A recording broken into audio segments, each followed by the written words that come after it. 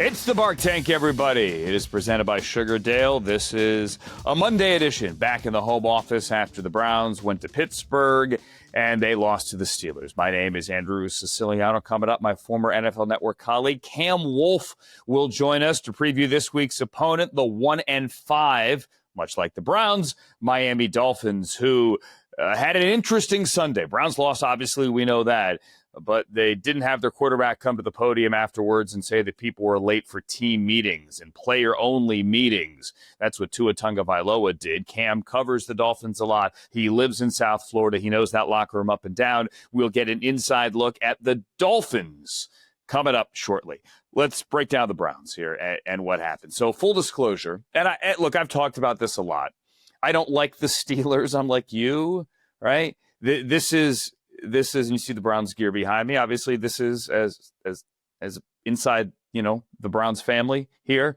I can say that, right? As a national host for years, I'm going to play it down the middle. I was raised a Browns fan. I don't like the Steelers. So, I wanted that one as badly as you did. And I pushed back all week at this narrative that the Browns haven't won there since 2003 or 2, whatever the heck it was. It had been a while. And I said, no, that's not true. The Browns won there in January of 2021 after the 2020 season. That was a playoff victory, and people pushed back. Nathan, whom I love dearly, says, well, there are no fans there. I said, I don't care. The lasting image of Ben Roethlisberger crying on the bench should be on a T-shirt. Right? The Browns won the most significant game between these two franchises in the last 25 years, a playoff game. And I also pointed out that in 5 of the last 6 years, the Browns, coming into this game, have split with the Steelers. And the year before that, there was a tie between the two teams. In other words, they have played them evenly. Just, they haven't won there. We know that. Yesterday was disheartening. No other way to say it. Browns still have a chance in December when Aaron Rodgers comes to town to beat them at Huntington Bank Field. Yesterday, that did not happen. Watching the game back this morning, a couple of things stand out because obviously, and Kevin Stefanski addressed this after the game, but he addressed it on Monday as well when he went with the media. You didn't see a lot of Quinshon Judkins. You only saw him touch the ball 12 times. The Browns tried to run early. Didn't have a lot of success running early. You had one with Dylan Sampson. You had one on that field goal drive at the end of the first half when Andre Schmidt gave you 3, in which Jerome Ford got around left end with a couple of pullers. Petonio and Posick, I believe, in front of him around left end, got a first down, like 12 yards. You had those, but you didn't have any explosives. And it hit me, and we knew it at the moment as well. Gabriel operated really well in that 2-minute drive, and the Browns marched down the field. And then you come out in the second half, and you're like, all right, that worked. Let's go back to that. Obviously, when the Steelers get a lead, when any team gets a lead, you can tee off. You can go after the quarterback. And in this case, you're going after a quarterback in his second career start. Cam Robinson, who left with a lower leg injury, is making his first start, however, for the Browns. When Jack Conklin leaves the game, KT Leviston is pressed into service on the right side. The offensive line was clearly an issue, and the Steelers teed off. They teed off.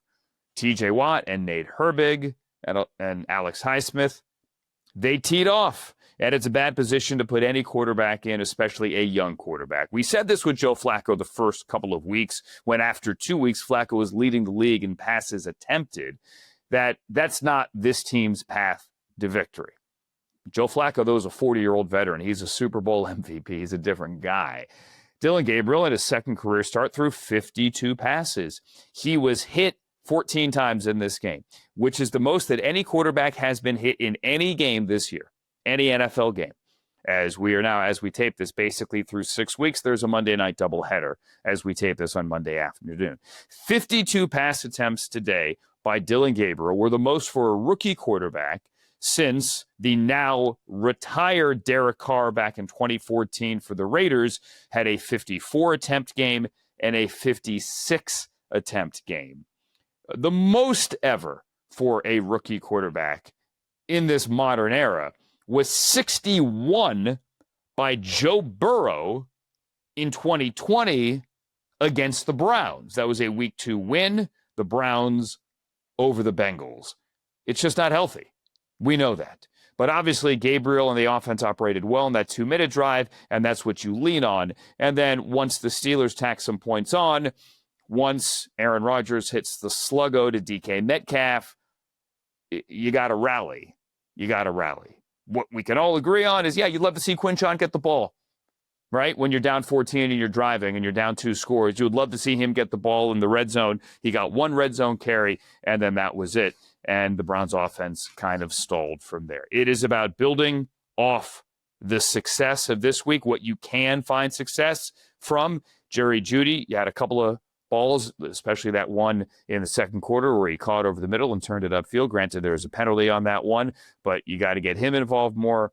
Hope the Chief is okay. I like what we saw from Dylan Sampson, and I said this early after both weeks 1 and 2, in which he made some plays. You got to get him that ball more, but when Quinshon comes back in, you can't have it both ways. There's got to be a distribution of labor, if you will, where you see both of them get touches.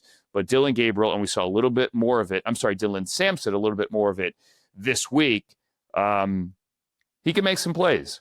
Feed those rookies, feed them as much as you can, but you need your veterans to come around as well. Want to tip the cap to Joel Bitonio, who is a beast through all of this. Joel Bitonio, and we pointed this out when he came out as one of the Browns' captains there before the game. We pointed it out, Nathan and I did on the radio broadcast, has now tied friend of the program, the great Hall of Famer, Joe Thomas, with his 167th game played here as a Brown. Now, he's 12th on the all-time list, but 167 in terms of starts in the lineup. It's now Joe Thomas and Joel Bitonio since the rebirth, the second coming, as I call it, in 99. The most ever for a Brown of this vintage. So Joel Bitonio, through thick, through thin, through bad weather, through COVID, through bad backs, through all of it, Joel Bitonio has been there, and I think not only as a Browns fan, but as a member of the media that has seen Joel constantly win the Good Guy Award and constantly stand there both during the week and after a game and answer questions with class, answer questions with candor, never, ever sarcastically or snarkily answer back when there are times where probably he could have. Joel Bitonio will take all your tough questions and treat those tough questions respectfully. And you know he plays great football as well. So tip of the cap to him. And Harold Fannin as well. Yes, there was a drop in that game, and Harold will tell you that he would love to take that play back. But through all that, he had 7 for a career high for him. He's a rookie, 81 yards, and he has 28 receptions, which is great for any tight end right now through 6 weeks, but especially very good for a rookie tight end. So what do? Well, you got to go beat the Dolphins. They're 1-5. That is a winnable game. Go get the wins. Nothing is easy, and Kevin said that on Monday. Nothing is easy. It is not supposed to be easy in this league. But you have a team here that's coming in with a defense. Pretty much every major defensive metric begins with a 3, meaning they're 30th, 31st, or 32nd in the NFL. Bottom of the league. Tua is still dangerous. Devon Achane still very fast, right? They do have weapons. However, you got to put some points up. You got to put some points up. All right, let's talk about the Dolphins. So this week's game is going to be fascinating because it's, to be candid here, friend of the program. Great to see Cam Wolfe from NFL Network with us. Hi there, Cam. Welcome to the Bark Tank. What's up, Andrew? How you feeling, man? Glad to be here. I'm doing okay. I'm happy you took the time. As I was saying, it's going to be different because clearly the Browns have issues, and we just laid a lot of them out after the game in Pittsburgh. The Dolphins have issues as well, but they're a different kind of issue because, and Cam's a South Florida guy, covers the Dolphins all the time. Because after yesterday's game, a game in which if they could just, make a tackle on Ladd McConkey, they likely are winning with under a minute to go, but they lose. Tua Tagovailoa came out and kind of called out his teammates and said that they're late for players-only meetings, which Mike McDaniel kind of unpacked, meaning like extra film sessions and things like that. And I think a lot of people thought, hey, good for Tua. But then to a man, The former player media world all said, whoa, whoa, whoa, whoa, whoa, Tua, you have crossed a line. How are the Dolphins doing? Not great. Not great, Andrew. It's been a rough season for them from a win perspective. Obviously, they're 1-5. They thought they were going to be better than that. They thought they were a playoff team. But more than anything, it's the constant headlines of an issue here and there. Like last year, Tyreek Hill was at the centric of it. This year, Tua is at the centric of it. Last week, he's talking about, going back to his family, whether he throws 5 touchdowns or 5 interceptions. People were wondering how much he cares. This week, he's calling out one of his teammates, and maybe he's caring too much about this particular issue. I think this is a guy that is trying to figure out how to lead a team that is heading in the wrong direction, and there's not an immediate fix, right? Because knowing what I know about the team, I understood what Tua was trying to do. They've been talking about public accountability. He was trying to point out a small thing that he thought should have been held accountable, but it came off very poorly. You threw 3 interceptions coming off a loss. You're not even naming the teammate. It definitely feels like you're, for lack of a better word, telling on your team for something that probably could have been handled in-house. And that's what Mike McDaniel said, Monday afternoon, essentially explaining that, hey, that wasn't the right setting for this. Like, you talk direct communication, not through the media. And I think that is something that I'm sure Tua is regretful for. McDaniel mentioned he's already communicated with teammates. I've talked to a couple guys on the team who said Tua's tried to reach out to folks. And look, when you're losing, everything gets magnified. I do know that one clip that went everywhere wasn't the fullness of what he said. He did take accountability for himself. He blamed himself for the turnovers. But when you talk about the team meetings, when you talk about it starts with leadership, it looks like from the outside, you're pointing fingers. Yeah, it's not as if he played a Phil Simms perfect sheet in the Super Bowl kind of game yesterday. He might have picked the wrong moment to say what he said. I'm curious, did you see what Manti Te'o said this morning on GMFB? Any chance? Yeah, so let me unpack it for everyone else. Manti Te'o on Monday, and look, they are both Hawaiians. They are close. As Manti said, he considers Tua a friend, not just like an acquaintance, but a friend. He said that he doesn't recognize this version of Tua, the bad cop Tua, if you will, instead of the always happy, always being positive, always trying to find the right spin and moving forward and building off negatives and turning them into positives. That's not this Tua this year. And it goes back to calling out Tyreek Hill, like he's got to do better. People applauded when he said that, but it's almost as if he's trying to clean up other people's messes. Yeah, I heard what Manti said, and I thought it was very important because of what you said of that relationship.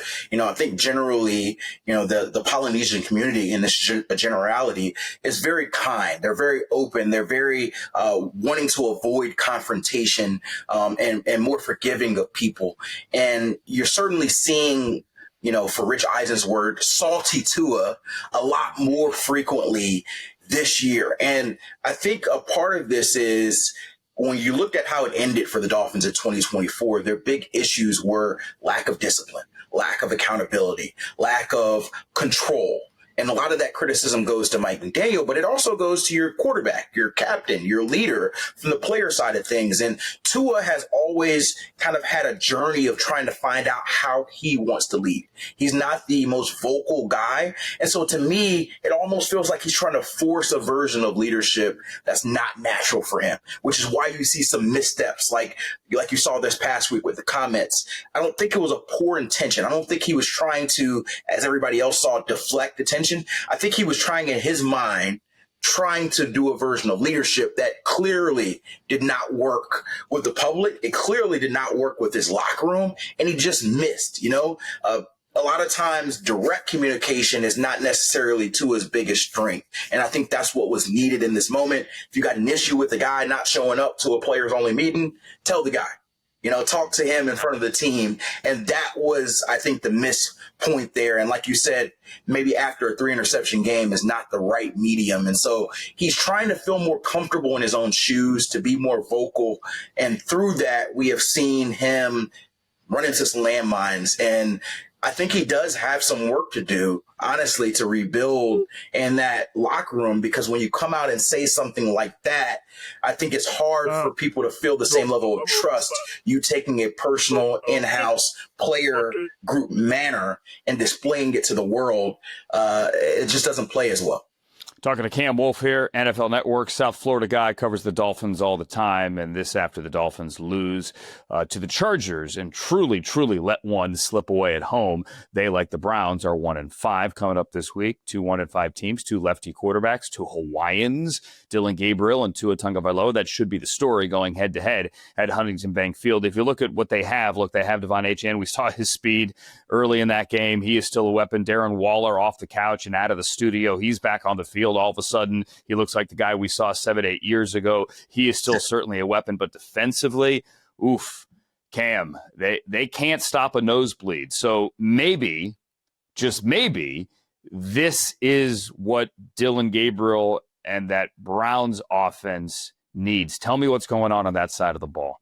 Yeah, I thought exactly what you just said. You don't have to worry about TJ Watt and Nate Herbrick and Jalen Ramsey coming off the edge this week. And it should create a little bit of ease for this Browns offensive line. And maybe that helps Dylan Gabriel get a little bit more comfortable. This is a Dolphins defense that went through a lot of change. Got rid of Jalen Ramsey, didn't re-sign Javon Holland, Jordan Poyer, a lot of guys in that secondary. Calais Campbell left, and they thought we're going to replace them with young talent.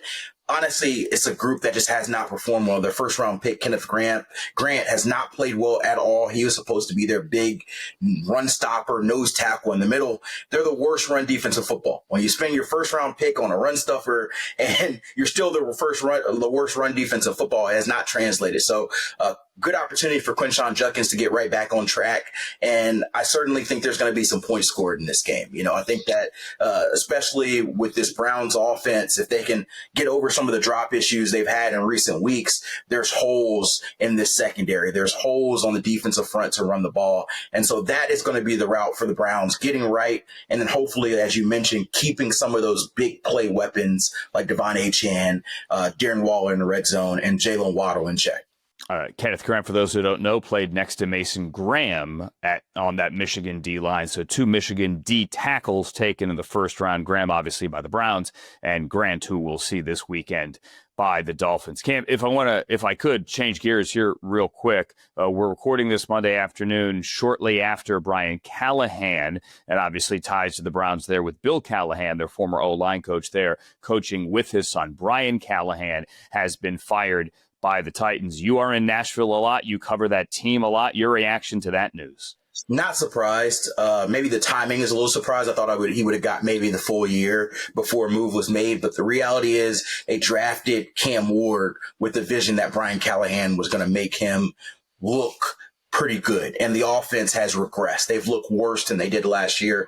Cam Ward looked like he's swimming back there at times. And then it probably didn't help that Jeffrey Simmons goes out this week and says we had one of the worst practices we've had this year. Doesn't look great for the head coach. And so it's something where for this Titans franchise, a constant churning of change.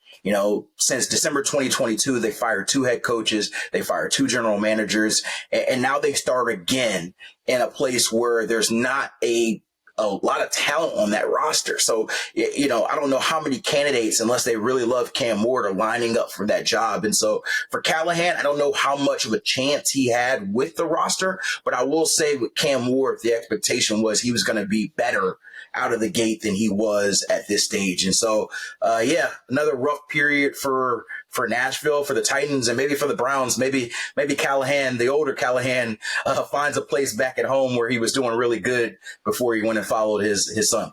Yeah, a lot of people love Bill Callahan there. Obviously, it was good to see him work with his son, like any father-son. Anyone who has that opportunity, you totally understand why you would want to take that opportunity. There's a lot of good tape Cam Ward has out there. There's some throws that he has made. You talk to our quarterback friends, Chase Daniel or Dan Orlovsky, who are breaking down their QB tape every morning.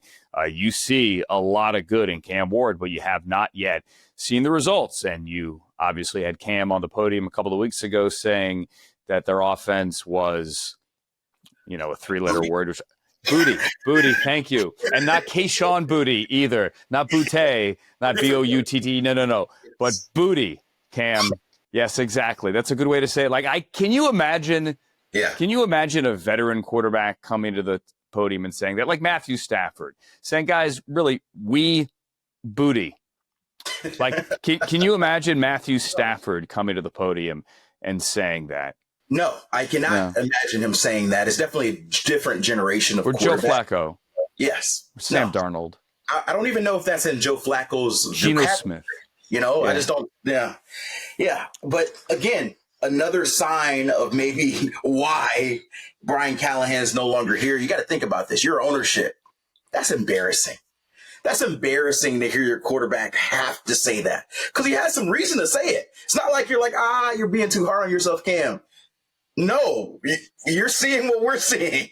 And the reality is Cam Ward's better player than what we've seen from him and from the team so far. You know, it actually, as we wrap this up, it kind of goes back full circle to the Tua stuff. It's like we as members of the media often say, ooh, man, I don't know that you can say that.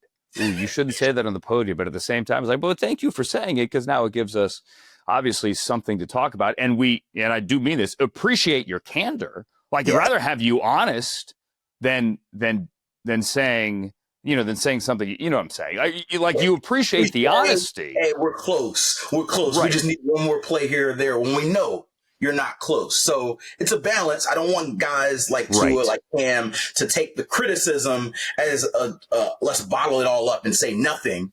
That being said, words do have, value and there's consequences in what you say sometimes. Well, I will say that Cam Wolfe, you kicked booty today on this appearance in the Bark Tank. We appreciate you making the time. Safe travels down to Cincinnati for Thursday Night Football. We'll see you on the TV then. Good to talk to you, my friend.